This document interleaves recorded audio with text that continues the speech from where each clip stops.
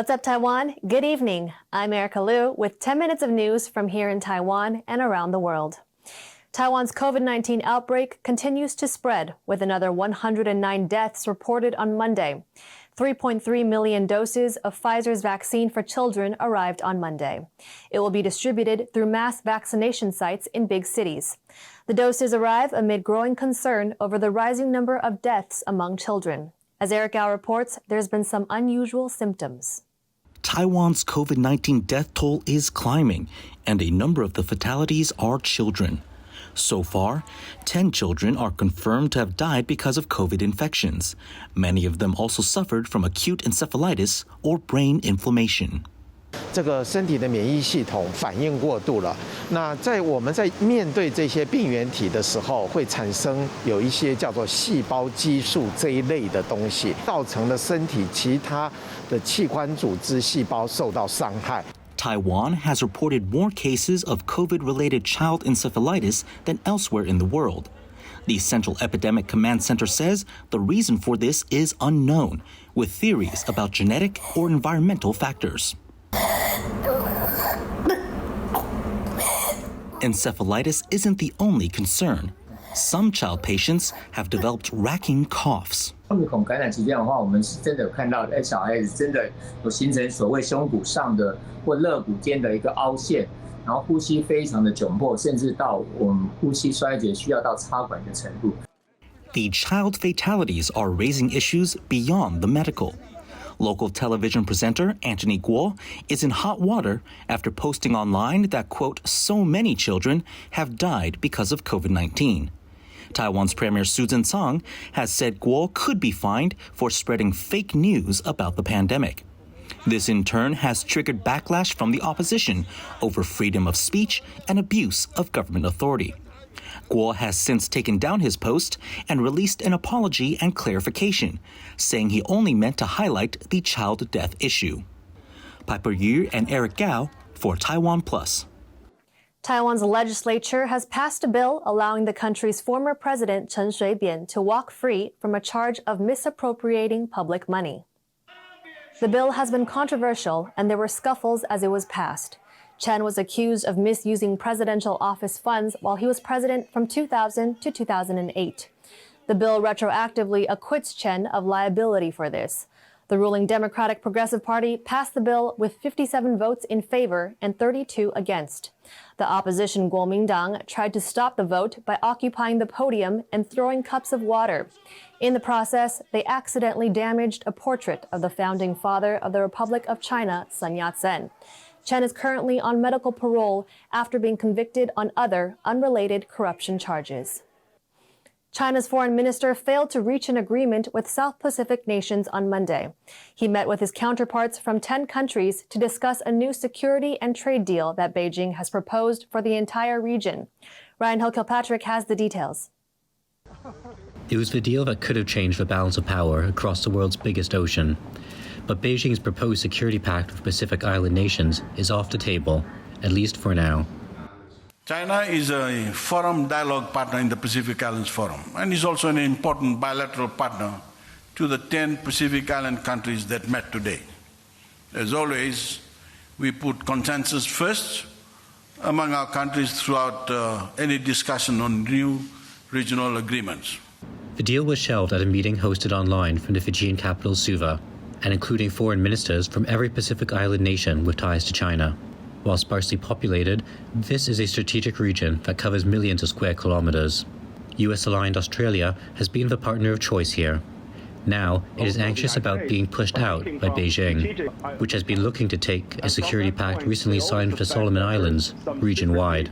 Monday's meeting is a blow to that plan, and a buoy to Australia's hopes of renewing their Pacific partnerships under a newly elected government. But according to China, it's only a temporary setback in their drive to become a major power in the South Pacific. There has been general support from the countries of 10 countries which we have diplomatic relations. But there are some, of course, there are some concerns on some specific issues. And we have agreed that these two documents, we will be discussed afterwards, and until we have reached an agreement. Wang Yi's whirlwind trip has already seen him ink new bilateral deals with the island nations of Niue, Samoa, and Kiribati, signing into Beijing's Belt and Road Initiative and vowing to deepen ties. China says its intentions are peaceful, but it said the same before advances into the Horn of Africa and the South China Sea, which both later saw the development of military outposts. Canberra and its ally Washington may have bought themselves more time, but they will have to continue scanning the horizon for new threats. Wei Zhonglu and Ryan Kilpatrick for TaiwanPlus. As mentioned, the Chinese foreign minister was hoping to sign a regional security deal, raising concerns that it could lead to a Chinese military presence in the region. To discuss the implications, TaiwanPlus reporter Inka Vat spoke with Roger Huang, lecturer of security and international relations at Macquarie University in Australia. This is a serious consideration for Australia's national and security interests because you've never had this kind of precedence of potential unfriendly powers establishing kind of a new hegemony, almost a Sino-centric order in the Pacific, South Pacific Islands. The closest you have obviously was during World War II when Japanese established its military presence there. So one of this is kind of that historical cultural memory of that brutal conflict, with the Allies, Americans and Australians against the Japanese in the Solomon Islands itself. Why is Australia so worried about what China is doing in the South Pacific? If China is to establish any sort of a military naval presence there, this is really increase the capability of the Chinese to survey, to form their intelligence capabilities against Australian kind of troop movements, as maritime presence, etc. And also importantly, this is a major area of shipping lane, shipping routes. So again, if potentially there's any type of conflict or any kind of confrontation, and China has established a naval presence in the region, this could really isolate Australia from its trading and also strategic partners, especially the United States, etc. How does Taiwan fit into this picture? Should Taiwan be alarmed? Taiwan used to have a number of diplomatic recognitions in the Pacific Island states.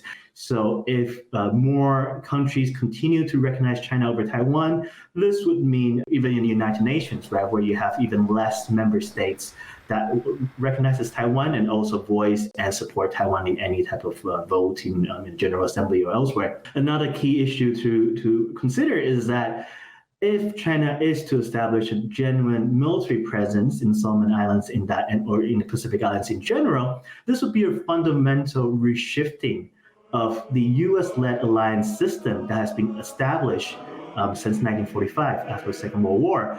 So in many ways, when everyone likes to talk about status quo, especially in relation to Taiwan, China is unilaterally changing the status quo. It is saying we no longer want or welcome U.S. kind of dominance in the region, and we want to become the new leader of the Indo-Pacific. And this clearly will have grave consequences if it does happen for Taiwan, but as well as for all other allies of the United States. A replica of a Hong Kong memorial to the victims of the Tienanmen Square massacre will be unveiled in Taipei on Saturday. The Pillar of Shame, an 8-meter art installation by Danish artist Jens Galschutt, was removed from the University of Hong Kong in December last year by National Security Police. Democracy activists in Taiwan have now crowdfunded a 3-meter replica of the artwork to display at a vigil in Taipei marking the Tienanmen Square massacre. The group says they will announce the permanent location for the art installation at the event on Saturday. For 3 decades, Hong Kong held the most significant event in the world, commemorating the 1989 military crackdown in Beijing. But the organizing group disbanded following the arrest of numerous democracy advocates in Hong Kong after the territory enacted the national security law in the summer of 2020. Thank you for watching What's Up Taiwan. Remember to download the TaiwanPlus app for more stories from Taiwan and around the world. Finally today, we leave you with images of landmarks in Sydney, Australia, lit up with projected artworks. It's all part of the city's Vivid Festival, which is back for the first time since the pandemic began. I'm Erika Liu. Take care and see you next time.